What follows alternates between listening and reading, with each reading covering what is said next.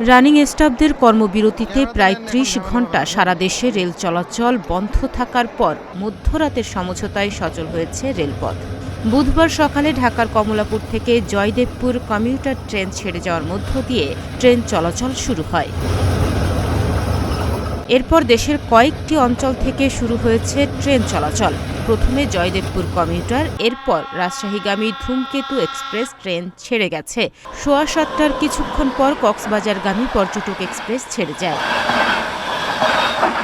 মঙ্গলবার রাতে রেলপথ উপদেষ্টা মোহাম্মদ ফাউজুল কবির খানের সঙ্গে শ্রমিক নেতা ও বৈষম্যবিরোধী ছাত্র আন্দোলনের নেতাদের বৈঠক শেষে প্রেস ব্রিফিংয়ে কর্মবিরতি প্রত্যাহারের সিদ্ধান্তের কথা জানানো হয়।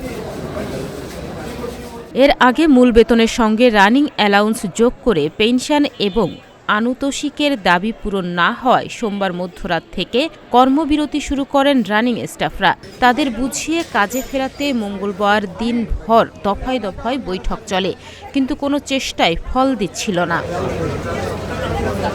শেষ পর্যন্ত গভীর রাতে যোগাযোগ উপদেষ্টার বাসায় বৈঠকের পর চলমান কর্মবিরতি প্রত্যাহার করে ট্রেন চলাচল শুরুর ঘোষণা দেন বাংলাদেশ রেলওয়ের রানিং স্টাফ ও শ্রমিক কর্মচারী ইউনিয়নের সাধারণ সম্পাদক মুজিবুর রহমান। তাহনিয়া ইয়াসমিন, প্রতিদিনের বাংলাদেশ।